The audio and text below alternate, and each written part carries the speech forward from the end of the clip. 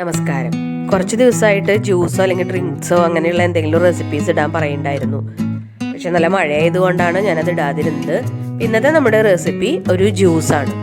ഇതിൻ്റെ പേര് ആപ്പിൾ ബദാം മിൽക്ക് ഷേക്ക് എന്നാണ്. ഇതിൻ്റെ പേര് പോലെ തന്നെ ഇതിലെ മെയിൻ ഇൻഗ്രീഡിയൻസ് ആപ്പിളും ബദാം തന്നെയാണ്. ഇത് ഷേക്ക് എന്ന് പറഞ്ഞാലും ഇതൊരു ജ്യൂസിൻ്റെ ഫോമിലാണ് ഉണ്ടാക്കിയിരിക്കുന്നത്. സാധാരണ നമ്മൾ ഷേക്ക് ഉണ്ടാക്കുമ്പോൾ പാല് ഫ്രീസറിൽ വെച്ച് തണുപ്പിച്ച് കട്ടയാക്കിയിട്ടാണ് ഉണ്ടാക്കാറ്. പക്ഷേ ഇത് നമ്മൾ പാല് ഫ്രിഡ്ജിൽ വെച്ച് തണുപ്പിച്ചെടുത്തിട്ട് അങ്ങനെയാണ് ഉണ്ടാക്കുന്നത്. അതുപോലെ തന്നെ ഒരു 2 മിനിറ്റ് സമയം കൊണ്ട് നമുക്കിത് ഉണ്ടാക്കിയെടുക്കാൻ പറ്റും. പിന്നെ ഇതെങ്ങനെയാണ് തയ്യാറാക്കുന്നതെന്ന് നോക്കാം.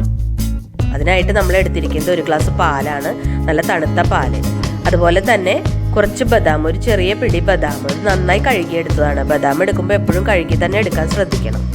പിന്നെ ഇതിലേക്ക് എടുത്തിരിക്കുന്നത് ഒരു ചെറിയ ആപ്പിളാണ്, നന്നായി പഴുത്ത ഒരു ചെറിയ ആപ്പിൾ.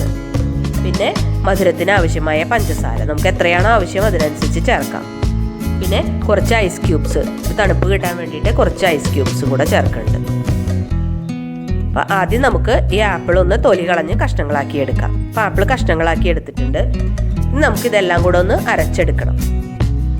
ഇതുപോലെ അരയാൻ എളുപ്പത്തിന് ഇതുപോലെ ചെറിയ കഷ്ണങ്ങളാക്കിയിട്ടുണ്ട്. ഇതെല്ലാം കൂടെ നമുക്കൊന്ന് അരച്ചെടുക്കാം. അപ്പോൾ ഒരു മിക്സിയുടെ ജാർ എടുത്തിട്ട് അതിലേക്ക് നമുക്ക് ഈ ബദാം ചേർത്ത് കൊടുക്കാം. പിന്നെ കഷ്ണങ്ങളാക്കിയ ആപ്പിള്, മധുരത്തിന് ആവശ്യമായ പഞ്ചസാര, ഞാനിപ്പോൾ ഒരു 2 ടേബിൾ സ്പൂൺ പഞ്ചസാരയാണ് ഇടുന്നത്. നമുക്ക് നോക്കിയിട്ട് വേണമെങ്കിൽ ഇടാം.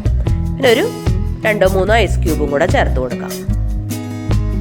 ഇതിലേക്ക് അരയ്ക്കാൻ ആവശ്യമായ പാല് മാത്രം ചേർത്താൽ മതി. ഒരു അല്പം പാല് ചേർത്തിട്ട് ഇതൊന്ന് അരച്ചെടുക്കാം. അല്ലെങ്കിൽ കൂടുതൽ പാല് ചേർത്താൽ ഇത് അരയാൻ ബുദ്ധിമുട്ടായിരിക്കും. ഒരല്പം പാല് ചേർത്തിട്ട് നമുക്കിതൊന്ന് നന്നായി അരച്ചെടുക്കാം. ഇത് നന്നായി അരച്ചെടുത്തിട്ടുണ്ട്, നന്നായി അരഞ്ഞിട്ടുണ്ട്. ഇനി ബാക്കി പാല് കൂടെ ചേർത്തിട്ട് നമുക്കിതൊന്നും കൂടെ ഒന്ന് അടിച്ചെടുക്കാം. ഒരു 1/2 മിനിറ്റ് സമയം മതി ഇത് അരച്ചെടുക്കാനായിട്ട്. ഇതൊന്ന് അരച്ചെടുത്തിട്ട് വരാം.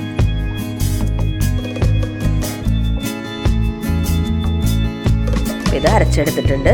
നമുക്കിനി ഇതൊരു സെർവിങ് ഗ്ലാസ്സിലേക്ക് മാറ്റാം.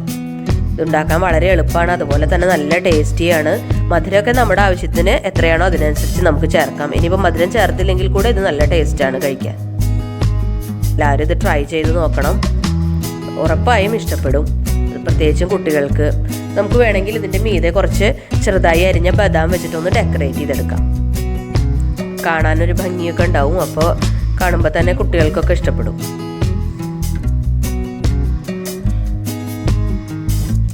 ബദാമൊക്കെ വെച്ചിട്ട് നന്നായി ഡെക്കറേറ്റ് ചെയ്തിട്ടുണ്ട്. എല്ലാവരും ഇത് ട്രൈ ചെയ്ത് നോക്കണം. ഈ വീഡിയോ നിങ്ങൾക്ക് ഇഷ്ടപ്പെടുകയാണെങ്കിൽ ലൈക്ക് ചെയ്യാനും ഷെയർ ചെയ്യാനും മറക്കരുത്.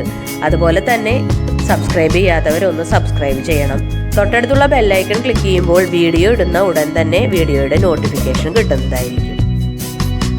ഉറപ്പായും എല്ലാവരും ഇത് ഉണ്ടാക്കി നോക്കണം.